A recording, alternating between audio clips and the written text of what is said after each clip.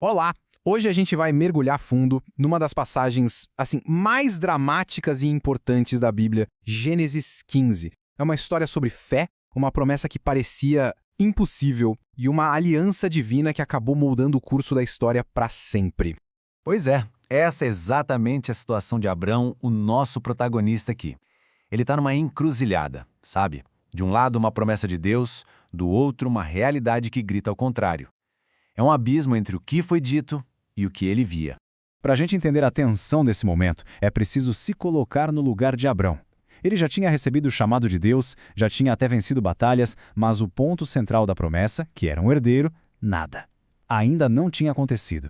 Ele já era idoso, sem filhos, e a dúvida começa a bater forte.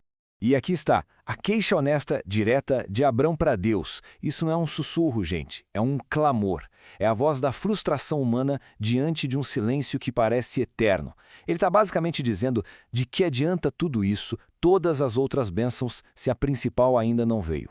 E aí, diante desse impasse, o que Abrão faz? O que qualquer um de nós faria. Ele busca uma solução prática, uma saída que faz sentido para a cultura dele. Ele chega com um plano para resolver a questão da herança bem de acordo com os costumes da sua época. E olha, isso aqui é crucial para a gente entender. A sugestão de Abrão não era um ato de rebeldia, não. Era uma medida legal, super comum e aceitável na época. Adotar um servo de confiança era o jeito de garantir que o patrimônio, e principalmente o nome da família, não se perdessem. Só que a lógica humana nem sempre é lógica divina, né? Deus está prestes a interromper esse plano prático de Abrão com uma resposta que vai muito, mas muito além de qualquer coisa que ele pudesse imaginar. A resposta de Deus é, avassaladora. E vem em duas partes. Primeiro, ele é super específico. Não vai ser esse o seu herdeiro. Vai ser um filho gerado por você mesmo. E depois, ele o leva para fora de casa e usa o céu noturno como se fosse uma lousa. O contraste é poderoso. Um homem sem um único filho diante da promessa de uma descendência incontável como as estrelas no céu. E o que acontece em seguida é o ponto central de toda essa história. Diante do impossível, do que não faz sentido lógico nenhum, Abrão acredita. E essa simples atitude de fé é considerada por Deus como justiça. Este é, sem dúvida, um dos versículos com a maior carga teológica de toda a Bíblia. Então, o que significa isso, ser creditado como justiça? Significa que a situação de Abrão com Deus foi acertada, não pelo que ele fez, mas porque ele confiou na palavra de Deus. Esse princípio, o da justificação pela fé, se torna a base, o alicerce para toda a teologia que vai ser desenvolvida séculos depois, lá nos livros de Romanos e Gálatas. Certo, a questão do herdeiro parece resolvida na fé. Mas tinha outra parte da promessa, que era a posse da terra. E aqui, Abrão, já um pouco mais encorajado, busca uma confirmação mais palpável, digamos. Perceba que essa pergunta é diferente da primeira.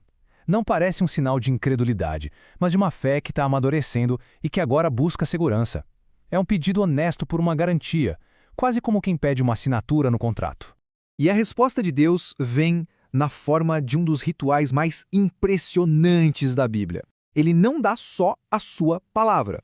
Ele sela a palavra dele de uma forma visual, inesquecível, usando a linguagem que Abrão conhecia bem, a das antigas alianças do Oriente Próximo.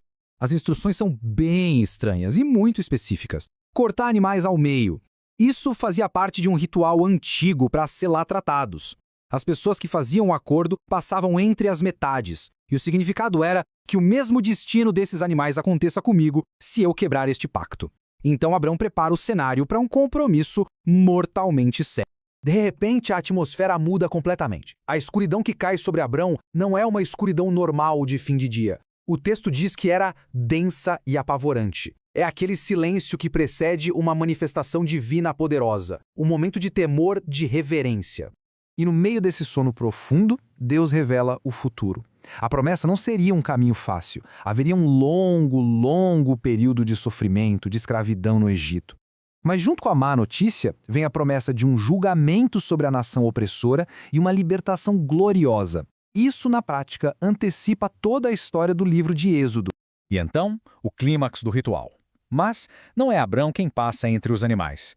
É uma representação da própria presença de Deus, um fogareiro soltando fumaça e uma tocha em chamas, símbolos de purificação e soberania que se move sozinho pelo caminho da aliança.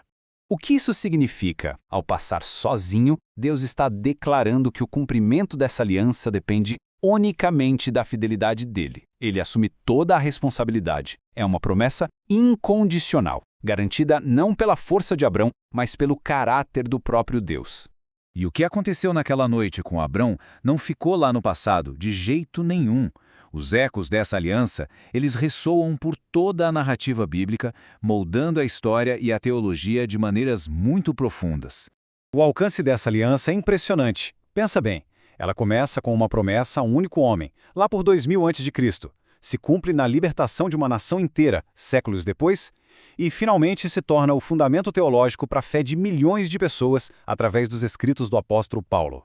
Resumindo, Gênesis 15 funciona como um nó que amarra vários fios da tapeçaria bíblica. A profecia da escravidão se cumpre no Êxodo. A ideia de justificação pela fé é aprofundada em Romanos. O ritual do sacrifício aponta para uma nova aliança e a própria promessa da terra ganha um eco na esperança de uma pátria celestial. É por causa desse evento que Abrão se torna, de fato, o pai de todos os que creem.